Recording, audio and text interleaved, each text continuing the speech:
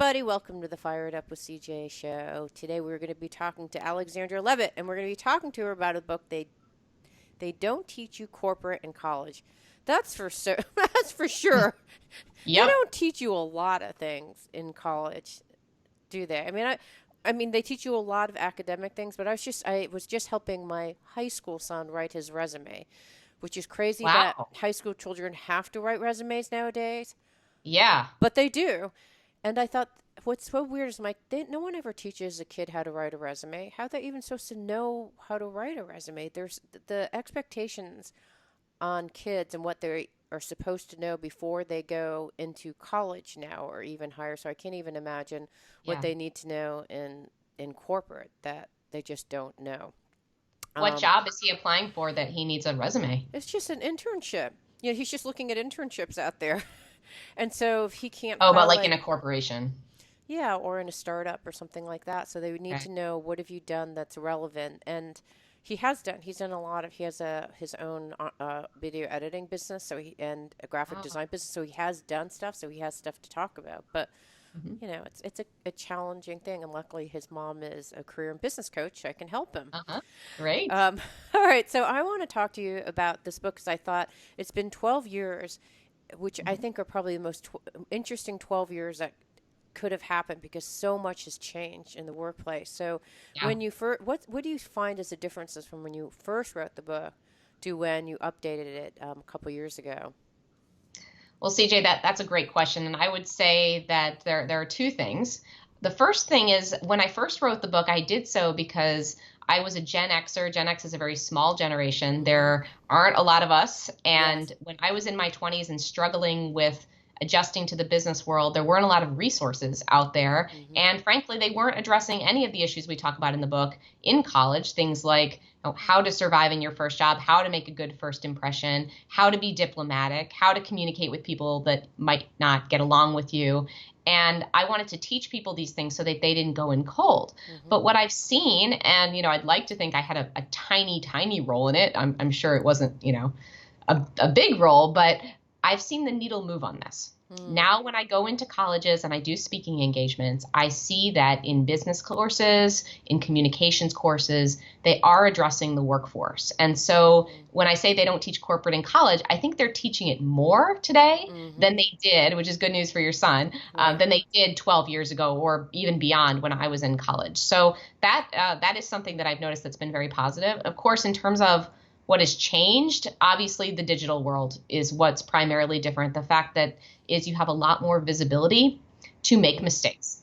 You can you can get out there obviously and promote yourself and do a Right. great job. We talk about that in the book, but also I think that you're on stage for a lot more Mm. people to witness when there's a faux pas or there's a move that you make that might not be in your best interests. Even if it's not an outright scandal, it might be something that you would rather keep to just your immediate boss or your immediate team.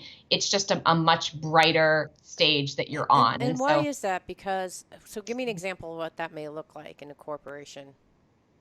well, I love the example of something that happened to me. I can't even remember when it was, but I heard of a gentleman that actually got fired from his job because he had called in sick to Hmm. his boss, and Okay. then he was tweeting from a Cubs game, Right. and his boss found out about it, and he thought, oh well, I'm not following my boss on Twitter, my boss isn't following me on Twitter, so there's no way that would get back. And he just misunderstood the fact that when you put something on social media, it's out there for everyone to see. It doesn't necessarily mean just because you aren't actually friends or followers with someone that they can't get their hands on it. And that Right. anything you put out there, it has to be like you're comfortable with that on the front Mm. page of any major newspaper. And Yeah. so that's an example of when, Hmm. and even if he'd gotten caught, say his boss did find out that he was at the Cubs game, but it wasn't on Twitter, his boss might not have been humiliated enough just finding out personally to take the action that he did. But because it was on social media and the boss felt like, really embarrassed by it, that was the one of the reasons that it really blew up. So Right. Yeah, that's I an see. You're example. right. So there's a blending. It used Yep. to be, in my day, in my day. because I'm 53, wait, I'm the generation above you. But your personal life and your work life were completely separate. So what you did outside of work, people didn't really know. They may not know what your life That's it right. was after or outside of work. Mhm. But nowadays, with all these social media sites, they can see. So that's one. Is that the main thing that you see as the difference between, or is there other stuff too when you make mistakes? I think your original statement was when you make mistakes, it's a lot more obvious. Are there other ways in which the social media and online presence is really affecting work? Well, I think the need to have a consistent online presence is something with that a lot of young people struggle with because they have been on these sites since their inception, and they really use these sites as an extension of their personal brand, meaning that they're okay with people knowing a lot of personal, intimate information about them. Right. But for those of us who really came onto sites like Facebook and LinkedIn from the perspective of having been in the business world already, we naturally realized, well, gee, if people are going to be reading this, if people that I work with who might be clients who Yeah. are going to be coming across this, I better have a professional presence on there because I wouldn't want anything to get out there that isn't fully supportive, let's say, of that brand. Are there And okay? So give me a couple of examples where you're like, really, people? Why are you putting, like photos of you partying? Like that seems to be obvious. Like nude yeah, photos, like that seems to be obvious. What are some things that seem to be obvious, but you still see people yeah. doing? I mean, that's hard though, because if you think about the years that they've been on this media, Yeah. it's years and years and years. And once something is published online, it's there forever. You can't really get rid of it. And so what I advise people to do is scrub your profiles as best you can. You probably won't be able to get rid of everything. Some friend is going to have a photo that you wish was not on there, but you can do your best. And I think what I advise people to do is just pump out content onto social networks that is relevant to your job and relevant to your career so that that's what bubbles up first when people search you on Google, not content that might have been there from 5 years ago. But yeah, I mean, I you see. see things all the time that you're like, oh, well, that's questionable judgment. When in reality, it's like when somebody's 17 years old, they're not necessarily, maybe your son is, but Right. they're not necessarily thinking about their future career when they're putting things online. It's just a different mentality, CJ, than you and I Right. came onto these sites with. Right, right. Okay, got it. So that's one of the big differences from Yeah. 13 years ago where social media Yeah. is so prominent right now. What else have you noticed has changed or actually what shocked you? It's like it's actually the same whether it's like now 20 years ago or 30 years ago, building relationships is still the same. What were the other kinds of things that you saw that changed or stayed the same? Well, you just mentioned building relationships and interpersonal communication, and the importance of how well you do that, I think, has absolutely stayed the same. And it's only become more critical because now, with so much being done via text, via instant message, via email, people don't take the time to sit down with one another and meet face to face. And that is still the most powerful way to get anyone within the business environment to collaborate with you and ultimately to help you get what you need in your career. And I Mm-hmm. think even with people at the senior level, this has been de-emphasized. And it's a shame because that still is how things get done. People still get jobs through people they know well, not just through social media, not just Right. through LinkedIn, but that is still the way the business world turns. Yeah. And I think that more than ever, that's true. And more than ever, we are not really putting that at the forefront. Mm-hmm. So that's been interesting. What's been interesting to see stay the same is the importance of perception. Mm. And the fact is, it's not really, I mean, I say at the very beginning of the book, it was shocking to me that it's not about your work output. It's not about how good you are at your job. It's about who knows about it and do they respect the work that you do. And that, Mm-hmm. again, more than ever is true in this business environment where trust has become paramount. We've gone through, in the last 12, 13 years, we've gone through a lot of upheaval where organizations we thought we trusted, we've realized, well, they could go under or they could do something illegal. So more than ever, both employers and employees are looking for partners they can trust. Mm. And so taking that time to establish that trust on both sides is something that I talk about in the book that was relevant then, and it's stayed the same. Like people want to like you, they want to trust you, they want to believe in you, Mm. and you have to be taking actions to make sure that those feelings can develop. So I have a really, we have a really interesting mix because you're a baby boom.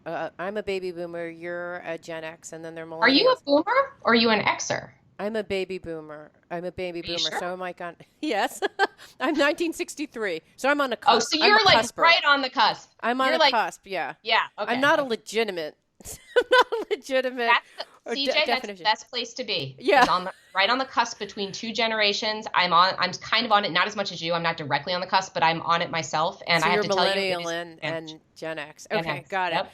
Huge So advantage. so Anyway, what's interesting is that yeah. there's so many different ways of establishing personal relationships, right? The way that I watch my son use social media and how he establishes relationships and how you would establish relationship as a Gen X person and how I establish relationships are different.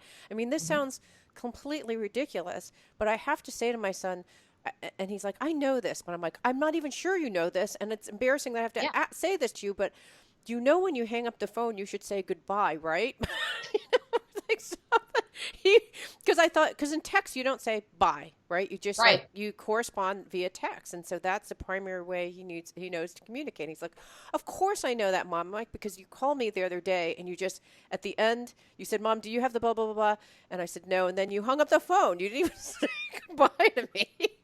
And it's like, do you know that, right? So how do you bridge those divides? I think because there's so many different ways that people communicate and connect. So even the way that relationships are done are Yeah. different in different generations. Any Yeah. thoughts on that? Well, first of all, the phone thing's really interesting because it occurred to me the other day that my kids don't really even know how to use the phone. Yeah. Like, they don't, my kids are 8 and 5 and they don't use the phone. Yeah. Why It's would like you? we don't even have a home phone. We just have cells, and I've taught them the button they need to push in an emergency on the Right. phone to get the police, but they don't make calls. Yeah. No, And if it's by 8 years, emergency, they're texting me. I'm like, that's not, I'm not going to be, like, you have to call me if right, it's emergency.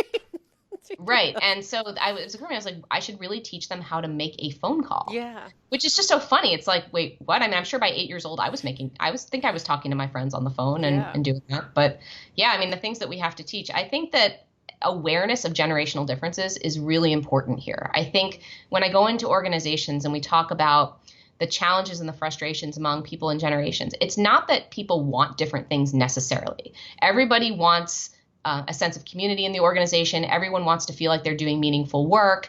Everyone wants to feel connected. But I think the way that we go about doing that is very different, and everyone tends to come at it from the perspective of where our way is the right way. We Mm-hmm. kind of get this because this is what's happening geopolitically, right? I Right. mean, we're Yes. sort of polarized on our Yeah. communication as well. And Right. so I think both on the boomer, I tend to group the boomers and the Xers together on this because we came of age at a time where things were more traditional Mm-hmm. and we didn't grow up on this kind of media. And I group the millennials and the what are known as the Gen Zers, who are Mm-hmm. coming into the workforce in the next 2 years, them together in terms of their status as digital natives. And we have to say, if we're boomers, okay, well, this is how they may be coming into the workforce with the expectation that they can text their way through meetings, that Mm-hmm. they never need to meet somebody in person, Mm-hmm. and that this is an acceptable way to communicate. And likewise, we have to help them understand how things look when they come into the work. And a great example I heard of is there was at my husband's university, he's a professor, there was a dean that was meeting with a group of Gen Z students. And it's kind of an honor for a group of students, I think these were freshmen, to get an audience with the dean. Yeah, absolutely. And it's a huge school. Yeah. So this was and the dean came out and she was very, very insulted because she thought that these kids were on their phones the whole time, like on Facebook or something, or Yeah. Instagram, when in truth, they were taking notes on their Right. phone about what she was saying, but she didn't understand that because she's used to seeing people on their phone and they're on social media. Right. And so it was this complete breakdown of communication where she was about to be super offended by these students. And I'm talking to my husband and we're talking to her. I'm like, no, they were taking notes on your presentation. They do it on their phone. They have an app for that. Yeah. She's like, oh, and it's just, those are the kinds of things we see happening every day with just no one is understanding where the other side is coming from on this. Yeah, I And actually so, did a presentation, the same exact thing I was doing with yeah, high school kids, and I was hmm talking, and and I was like, "What the heck? Like, are they searching on the web? Like, what are they doing?" And yeah,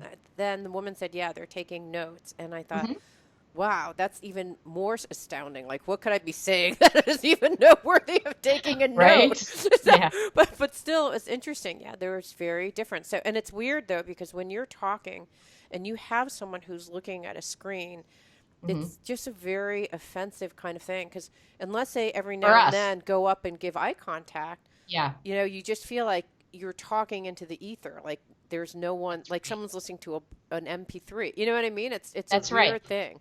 And that's exactly right. That needs to be taught.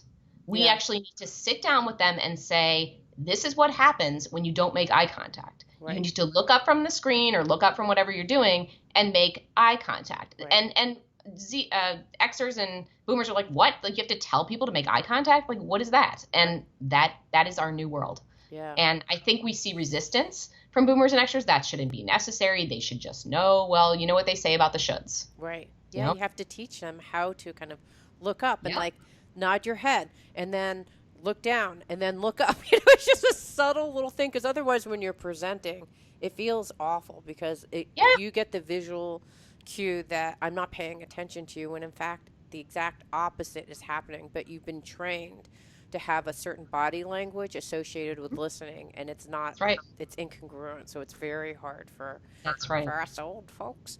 Okay, so so I think that those changes, just the technology and all those kind of changes, are so Yeah. fascinating to me. Okay, so what do you see are the needs? Like, so millennials, baby boomers, Hmm. or I guess the what did you say? Generation Z, is that the third one? So The new right one? now we're about to have five generations in the workforce. We start with Okay, the traditionalists right. who were born prior to 1945. Believe it or not, I mean, they're still trucking. A lot of them in their Yeah, 70s, still in the workforce. So right. we got them. Can't forget about them. Then we have boomers, Hmm. and then we have the Xers, and then we have the millennials. And very shortly, in the next 2 years, we'll have the oldest members of Generation Z. Generation Z. Okay, so my son Yeah. is a Generation Z. Oh, in some books, he's a millennial. Anyways, I guess that doesn't matter.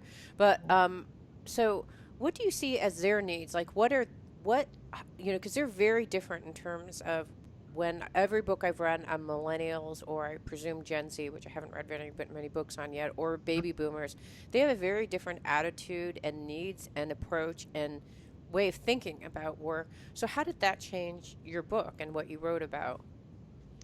Well, believe it or not, it didn't change that much. And the reason that it didn't is because the book, I am a late Gen Xer. Hmm. And so the tone of the book is already, I want to take charge of my own career. Like, I want to make things happen.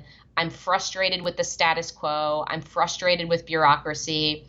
And these were things that at the time, no one was really voicing until they got to be much more senior in their career. So Mm, it was a little bit of a watershed moment for our generation in the sense that, again, we're small. There just aren't that many of us. We weren't really being heard. So I think that the book speaks to a lot of themes that later became very, very important for millennials. mm-hmm. And so I don't actually know that it would be that different, except for what I'm starting to see now is even less of a tolerance. So think of me as in Gen X as the bridge between the boomers and the millennials. I see as millennials become a majority of the workforce, there's even less tolerance for the type of, fitting in politically and dealing with bureaucracy that I talk about in the book. Mm-hmm.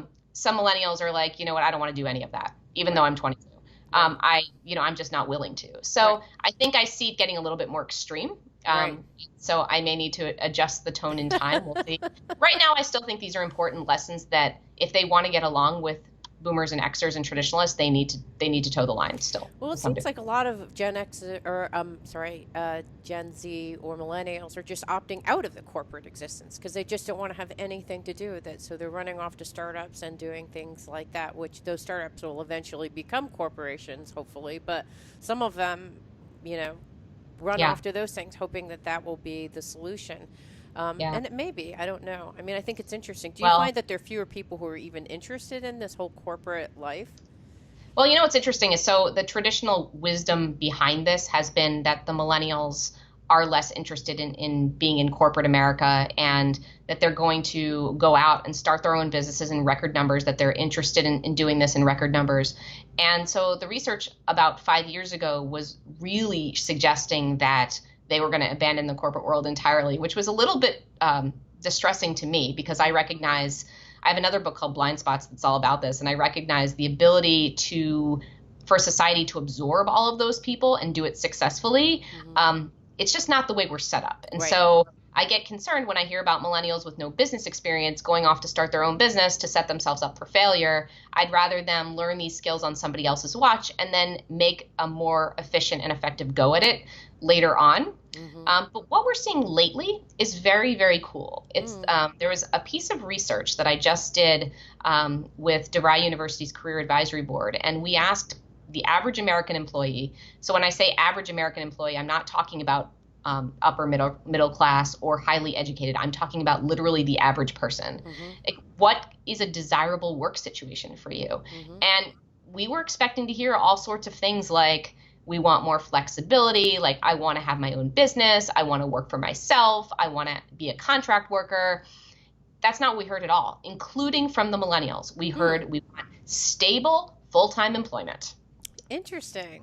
Yes. And that is, where I look at that is it's almost like a recession backlash, where people are just, because it took us a really long time to recover from that recession. It started in 2008 and it went well into 2012, 2013. We're still seeing the ripple effects, and people, the millennials are getting older. They're getting married, they're having kids, they're having to take care of their parents and their grandparents. They can't afford to make those types of decisions anymore, nor do they really want to in a lot of cases because they've become more mature.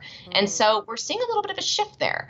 And personally, I'm glad, because I think that, and I talk about this in Blind Spots, I think that people really underestimate, and because CJ, you have your own gig, they underestimate the time, the energy, the money, the mental capacity it takes to have your own business. It is much easier to work for someone else. And I think people don't see that. The grass is always greener. I hear a lot about millennials leaving big companies to go to smaller ones, only to realize things are just as screwed up there, and you don't have the resources to tap into other functional areas or explore a new skill. When you're in a big company, you can do whatever you want to do. When you're in a tiny company, you're stuck a lot of times if it's not going well. Yeah, so. It's funny because I was just talking to my son who is in high school, going into college, hopefully next year, and I said, so what are you trying to do here? Like, what do you want to major? What do you want to do? And he said, I'm like, are you trying to angle for a startup? Are you interested in this kind of thing? Because I assume that's what he'd want to do. And he's like, no, I'd actually rather work in a corporate environment where I can get the training, education, and skills to then know what I want to do, afterwards. It's like they're almost viewing a corporate, it's like a corporate education. Almost like an extension of grad school when they go. And one of the things that I loved about your book, you talk about this, setting yourself up for promotion, and that oftentimes when people come in, college grads come in, they're like, I want to change the world, I want to make an impact right away. And you suggest actually that they create like smaller goals about building transferable skills. Can you tell the listeners a little bit about that? Sure. And first of all, I love your son. I mean, that's so typical Gen Z that they are so pragmatic. Yeah, he's very pragmatic. Just love them. And they really have their heads on straight about this stuff, and much more so than the millennials. And I don't know, there are really a lot of differences between those two generations, and I'm not really sure. The parenting really must have changed midstream there, because I mean, I know my kids are very young Gen Z, so. But even the kids where there's just a few years between them and the millennials just have their heads on straight. So good for your son. Rock on for him. Maybe because I'm like I'm a cusper. Because people who have sons that are my kids' age, they're cuspers or late Gen X's. So they're raising kids that are different, I think. Yeah. Anyway, so go ahead. So tell me about building core skills, because I love that idea. I'm like, that is such a good attitude. I mean, the fact is, and the way that we set it up in the book is that, look, our organizations are getting flatter. And the way that demographic shifts have worked is that the boomers, they don't want to retire. Like they're in good health. Like a lot of them lost a lot of money in the recession. Yeah. And so they're working and they're going to keep working. But what this means for the generations underneath them is that there's no place to be promoted to, because especially for the millennials, because you have the Xers in between who are kind of waiting for their turn. And so I think that we're going to see a massive shift in this in the next few years, but it hasn't quite happened yet. Yeah. And so we see a lot of people right now who are in positions that are junior level that haven't been able to go anywhere, and it's frustrating. And what I tell them is, look, if you're in a big organization, you should be using this as an opportunity to acquire as many, and you mentioned the word transferable skills, as possible. And what that refers to are skills that are relevant across a wide variety of industries and roles. There are things like client relations, marketing, sales, finance, things that no matter what you decide to do with your career, they're going to come into play. So you can make a massive career shift, but if you are good at sales, you're going to use those skills anywhere. And so if you're in a large organization, there's more opportunities to acquire skills that are transferable, and also skills that might be niche but are in different departments. We call these, cross-functional skills. Right, and those things are hugely important. Hugely important. Yeah. Actually, the one that I thought, oh my gosh, why isn't this everywhere in every book? Okay, so you actually have to go to riff off of your idea of transferable skills. You were talking about executive presence equals promotability, and that's something that no one ever tells you, right? And this is and you started off the show saying, you know what? And I think that even now, with all the noise and the change that's happening in corporations, you're going to get lost in the shuffle. So unless you actually differentiate yourself in some way, and people know that you exist and that are doing really good work, you can be doing the best work on earth, and if no one knows about it, it doesn't really even matter. But you bring up this great idea of it's a 2012 study for the Center for Talent Innovation, and 268 senior executives cited executive presence or being perceived as a leadership material as an essential component of getting ahead. And then here are 3 areas that comprise executive presence. And I think that these are the kind of helps in terms of building transferable skills. One is communication, includes excellent speaking skills. So if you actually get that sales job, you're going to be able to persuade and sell. Assertiveness and ability to read an audience or situation. So any training, sales, any of those kinds of jobs or marketing, they would all help immensely in this one area. 28% of the survey executives felt that good communication telegraphs that your leadership material. And then you have the second one is the ability to project confidence, poise under pressure, and decisiveness. 67% of senior executives surveyed cited gravitas as a core characteristic of executive presence, and the third was appearance, how you look and dress. So I wanted to talk a little bit about those kind of things, because I think that that's not entirely obvious to someone who's in a corporate environment, but having been in a corporate environment, those things are actually really, really important. So what does that mean about some transferable skills? You talked about, working in sales, marketing. What other kinds of skills would you need, and how would you go about getting them? Well, I think another skill that I didn't mention yet is global competence, or the understanding how business is done in different cultures. I mean, we are in an environment now where even if you're in a U.S.-based company, you very, very well may have the opportunity to work overseas, to work with people who are overseas, and the understanding of those cultural differences, and the fact that executive presence and its effectiveness varies depending on where you are in the world.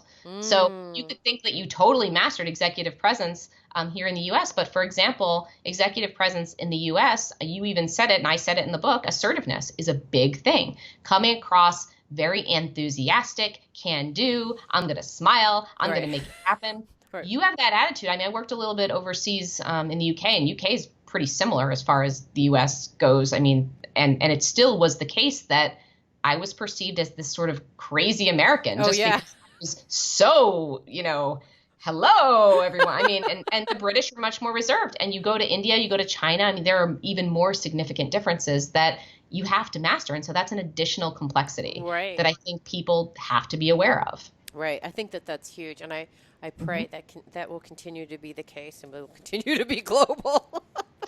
Going back to the other comment from your mouth earlier. To God's ears. Okay, so anyhow, so then here's some of the other things that you talked about, promotability, which I love. So you want to act at that level that you want to get promoted to. So perform at such a high level that the candidacy cannot be denied. So if you want to be the VP of sales and you're currently an account executive, then start doing some of the things that a VP of sales would do. So you seem like, I'm already doing the job. Please promote me. Demonstrate informal leadership before formal authority is attained. So what would that look like?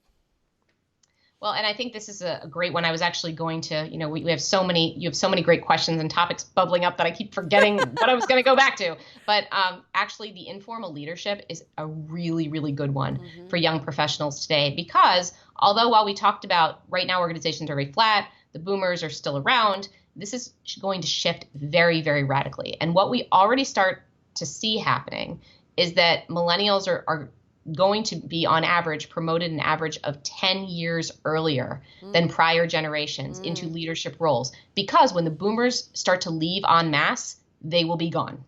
And it's going to happen quickly, because I said that it's not happening fast because they want to stick around. But sorry, the thing that keeps on floating in my head, Chip Espinoza is like, here's what the millennials think. Won't these boomers just die? That's what so I keep on hearing that in my head when you're talking about this. Okay, sorry, continue. Yeah. So, but anyway, they're going to be landed in there with minimal training, because we haven't viewed that as important. And when we ask millennials today, like, do you feel ready for leadership positions? Even though they're allegedly this confident generation, a full third of them will say, we're not ready. Like, I need more. I need more training. I need more assistance from senior leaders. I need more apprenticeship. I need more development. And I think because we're in that situation where it's going to happen really radically, and companies are not really investing all that significantly in leadership development, it's up to the individual themselves to get this informal mentorship where they're going to get leadership experience. So we talk about ways to do that. It might not be your everyday responsibility to be a manager of a project, but you can hopefully take on an initiative where you can guide it through to its successful conclusion. You can talk to your boss, hey, is there one piece of this that I could own? You can do volunteer work where you sign up for a task or a committee and you steer the reins on that one. And there are a lot of different things that I think individual people who right now are contributors, they're not managers, they can do to sort of start to get that leadership experience prior to being in an actual leadership position. Right. That's such an interesting demographic challenge, right? That is going to happen. And because the baby boomers are just sitting in those seats and not leaving, the younger folks don't even have a chance to gradually go up the chain and learn leadership gradually. They just, boom, they're going to like just be That's right. expected to do that right away.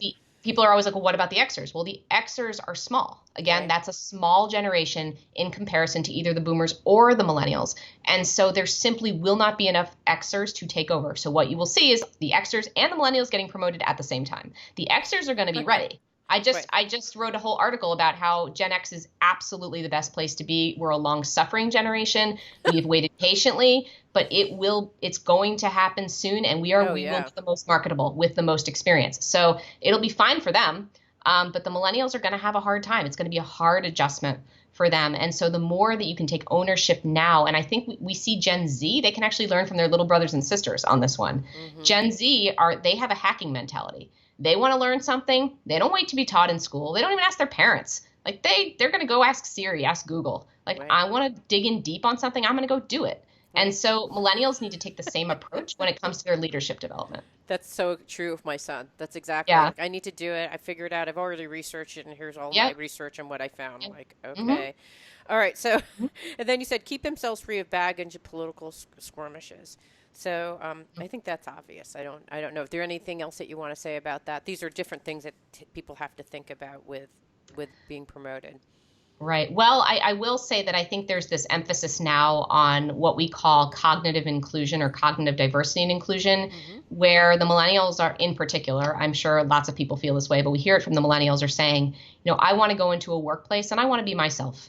And even though I may be at a junior level, like my opinion and my perspective are important. And I think that I should be able to voice those. And what we see is sometimes people in the senior side of things aren't quite ready for not the ideas themselves. I think the ideas themselves are usually valid and very innovative and cool, but the way those ideas are communicated. And I think that's where we see these political skirmishes occurring. And so as someone who wants to eventually be in a leadership position, I just would encourage people to think about how things are coming across politically, whether you're stepping on people's toes, whether your idea is coming across as one that is refreshing or one that is threatening. And so these are more subtle things. It's not like you're going to go be Jerry Maguire and like stand on a desk and like announce that you're leaving, you're taking the whole company with you. Obviously people know, I think, not to do things like that. But I think that people are less cognizant of building a reputation can sometimes just be as simple as choosing when to interject an idea versus it's all you all the time. I mean, Mm, those are the kinds of things that can prevent you from getting promoted. right. And people just don't think about it. Right. I can see that where you may think, well, why don't we have this, and then this, like, why don't we actually have a new department that does X?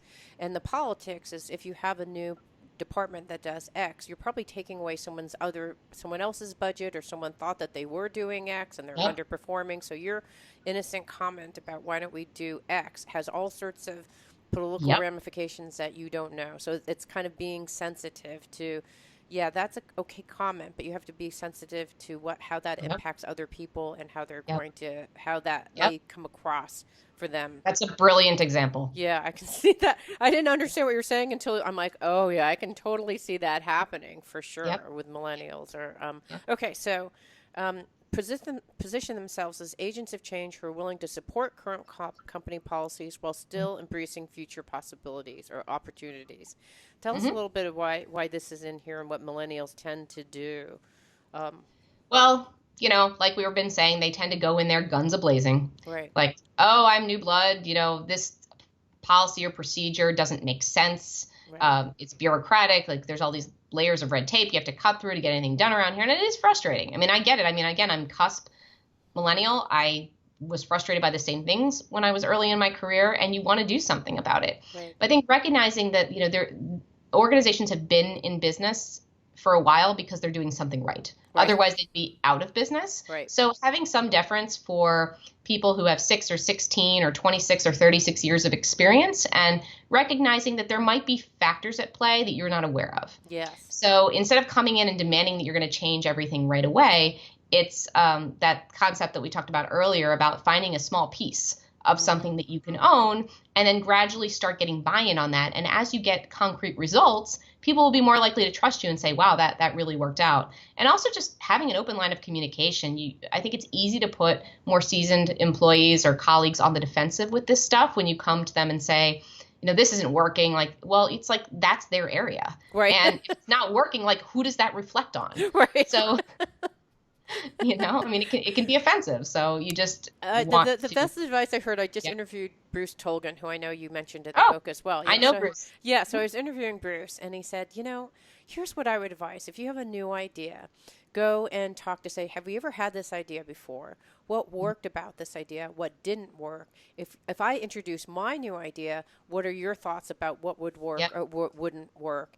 And then introduce the ideas like, I know we introduced this idea before, and the problems Yep. of these ideas are XYZ, and I'm coming up with a new idea that addresses this other area, and I think also addresses XYZ. So, which I thought, well, that's a brilliant way of doing it, is doing, Yep. before you launch off with your brilliant idea, do Mhm. some research beforehand to make sure that it hasn't been done already. There aren't issues that the current company policy addresses, and if there are, how you can actually integrate them in.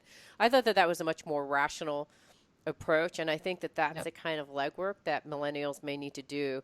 And I think it's probably an outcome of their being able to say anything that they want all the time in social media. Like, that's kind of the Yeah. social discourse. So if you think something's stupid, you're like, that's stupid idea. That's a crappy video, and I don't like it.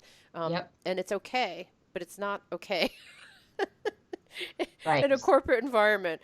All right. Seek to expand their influence and challenges by broadening the scope of their responsibilities. I think that's is that about leadership or something else?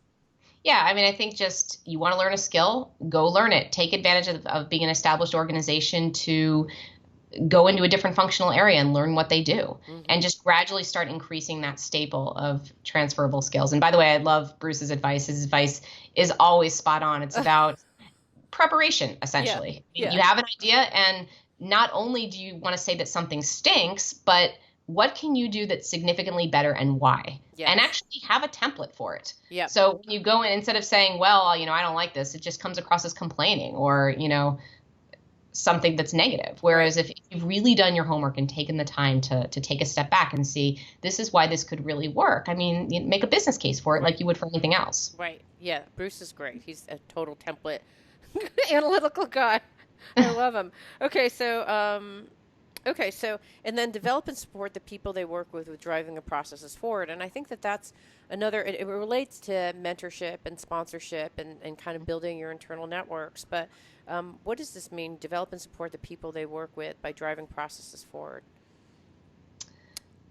I'm trying to remember the context of that one. This is about getting promoted, and if you want to get promoted, it's Oh, really important. I think to okay. like build your internal sponsors and make sure Yeah, that and you grease the skids before you actually go trying yeah. to fly And something new out there. it's a very simple idea too, that what you want to be doing as someone's employee is to be thinking about how can you make that person look good, and Hmm. how can you get that person to achieve their goals, because the more they're achieving their goals and they're succeeding in their career, they're going to take you along with them. Right. So I always recommend to people at junior level especially, and it even applies when you're up to the mid level, is find out what your boss's metrics for success are. Sit down and actually have a conversation, like, what are you evaluated on, Hmm. and how can my everyday responsibilities help you achieve those goals? Right. And by having that mentality and always be looking for ways to help and position your boss to look good and be successful, then that's going to help you be successful as Right. well. And I refer that to that as managing up. I don't know if that's what you refer to that as or not. Managing up. Yeah. Yep. Okay. Definitely one component of managing up. Okay. And then securing executive sponsorship. So this Hmm. is and mentorship. So I want to talk a little bit about that in the next couple minutes. So, what is executive sponsorship? I know what they are. I didn't know Yeah. whether I never thought about going out and getting it. I've Yeah. seen it. For folks that aren't familiar, what is it, and how does one cultivate and make Uh-huh. that happen? Yep. Well, sponsorship is different from mentorship in the sense that mentorship is generally peer driven. So, Mm-hmm. and it might be immediately to the person immediately senior. So, Mm-hmm. not somebody who's really high up in the company, but someone who might just be like a level or two above you, Mm-hmm. or someone who's at your same level. And it refers to kind of the back and forth advice that you would get on everyday career situations. Mm-hmm. Sometimes it refers to, getting forward in a particular career and industry, getting a foothold.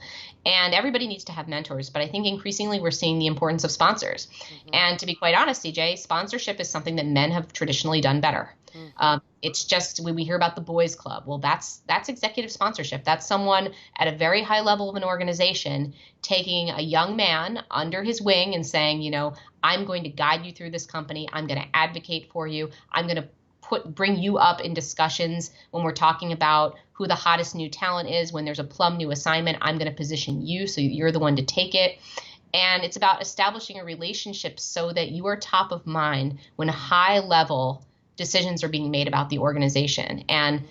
like I said, this has always been going on, but typically it's more informal and it's been among the men. And Mm-hmm. what we women especially need to do is executive women need to start sponsoring younger women instead of feeling intimidated by them, which Mm-hmm. tends to happen. And younger women need to start looking for a sponsorship relationship, which Mm-hmm. I think starts with just a regular relationship. I want to caution people against going to an executive level woman you don't know very well and saying, I want you to be my sponsor, or I want you to be I want you to be my mentor. Like, that doesn't go over well. Like, they don't know you from Adam. Right. So what you want to do instead is look for a way to work with the person on just like a small initiative, or look for a way to get to know them through extracurriculars and Mm-hmm. start really with the basics. Mm-hmm. And they will gradually come to see what you are all about. And hopefully you can develop that relationship at that point, but it's not something that happens overnight. And you have to be willing to have patience with it. And your goal should be to get to know as many senior level people as possible, and not just other women, men. These can absolutely be cross gender relationships, these Right. sponsorships. But you need to actually be visible to these people in order to Right. make it happen. Yeah, So it's funny because I always hated going to corporate parties, but that's where you actually get yeah, visibility and connection with people who are higher up. And so I think yep. even though, and I bet a lot of Gen X's, because I have that kind of like, I don't want to go to the corporate, but it's going to be so boring, but that's where you actually get the ability to connect with folks. And mentorship, how do you start asking for you? Like you said, you can't go to someone and say, "Hey, can you be my mentor?" Yeah. How do you develop those relationships? Is it the same thing as what you just talked about with sponsorships?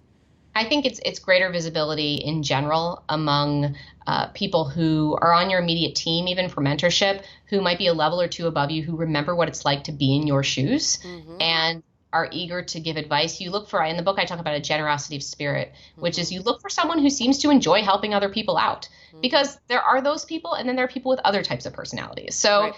look, I mean, look for the people who are, helping other people, who always have a good piece of advice for you. Mm-hmm. And then I recommend that you actually do broach the subject when you know them a little bit and say, would you be up for a mentoring relationship? And then it's really important that you define what it is, Yeah. because senior people get very spooked when they hear the word, can you be my mentor? Like, well, what does that mean? Do I have to intervene in a conflict with your boss? Like, you want to say, I would love to meet once a month for coffee in the cafeteria here, and I'd love to run by you the types of transferable skills I'm working toward acquiring. So you have a very concrete relationship goal and what you're going to be asking from them specifically. So you know those things up front, you can tell them, and then they have something that they can agree to, instead of this generic kind of, well, I don't know what this is going to entail. Right. I mean, yeah.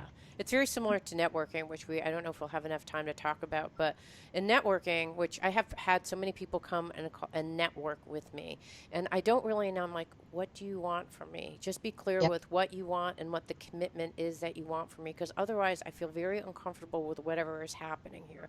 Because it seems like we're having coffee and you're asking me to be my friend, and I don't really know you, but you're asking to meet with me. I don't know what we're doing here. It's so funny, CJ, because I had the exact same experience where someone called me up and was like, hey, Alex, we met at that when you recently spoke at this conference, and there was this like giant pause, and I'm like, is he calling to ask me out? Like, I did not know why he was calling, and it was very disconcerting. So yeah, because it would be easy if he's like, and I actually have, I'd love to get 15 minutes with you to ask you some questions about this area, because I'm having issues with mentoring with my boss, and you probably be like, great, like I like to help, like I'd be happy to meet with you, but if you really don't know what the person wants, and so when I was thinking about networking, I thought, what would I say? It's like go in with a very clear plan. What do you want? Make the person and like just tell them how helpful they are, because if you go in and that person spends an hour of their time helping you because they like helping you, and you don't come back with that was so helpful, and don't just say that was so helpful, say that was so helpful because what it helped me do is understand how corporate politics happen here that I totally didn't understand. Thank you for taking the time to do whatever. That I think is one of the worst things about networking, and I think probably mentorship, and the sponsorship thing I think is interesting, because it is like at Microsoft, they had these people who would work under very senior level people as their like assistant or their kind of right hand man or woman, and that would be the sponsorship. So you would know that you're going into that type of position, and they were generally cultivated by you just doing great work for that person, or it'd be you've worked with that person for a year, you've done great work, so when they get promoted, you get promoted, that kind of thing. So I never. And as a woman, I think you're right. It's not really clear. Institutionalized sponsorship. I love that. Microsoft is cutting edge. I did some work with Microsoft for a while there, and they get a lot of things right. But I don't think they even call it that. So, any other final words before we close up? Any other thoughts? I would just say that there's never been a more exciting time to be in the business world. I mean, things are changing really radically. Something else we talk about in this edition of the book is adaptability and flexibility, and the need to be able to cope with uncertainty. And that is a skill we're seeing hiring managers request at all levels. The people come in and realize you might have one job description, but you know what? All hands on deck, you might be required to do something else. And just to be willing to say, all right, I'm going to go with the flow. And that's hard. I mean, I have a personality where I have trouble with that because I want to do what I expect to do. And I think that's an area where I really struggled. And I think that depending on other people's personalities, they may struggle as well. But recognize that your ability to do that will set you apart and is one of those differentiators. So if anyone has any questions, feel free to reach me at alexandralevit.com. We're always doing more editions of this book. So if there's something that you would like to see included in the next one, please do ping me and we'll talk about it. Okay, cool. And tell us about the other book that you're talking, Blind Spots. Okay, so Blind Spots is basically a sequel to They Don't Teach Corporate in College. It's more geared toward the mid-level person who might be running into snafus in their career that they didn't expect and might think that there are some fixes for those that aren't necessarily practical. So when we're talking about the whole, going out and starting your own business, if I could just leave the corporate world, everything would be perfect. Or, the myth of overnight success. We talk about it's called Blind Spots: the 10 Business Myths You Can't Afford to Believe. Love So it. Okay. there's 10 of them, and hopefully we kind of walk people through what can they do instead to Right. be a bit more effective, so that they're not spinning their Cool. wheels at that mid-level. And then if we go to your website, you can also get your blog. You were Uh-huh. talking about your blog. Okay, Yep. excellent. Excellent. Thank you so much. We've been talking to Alexandra Levit about her book, They Don't Teach You Corporate in College. Thank you so much. This was great. You're welcome, CJ. It was a lot of fun. Anytime. Okay. It means so much to me that you're listening to the show. I would love your support in any way by giving me comments below, or to subscribe to the show, or share the show with friends. Thank you again for your support. Love and blessings.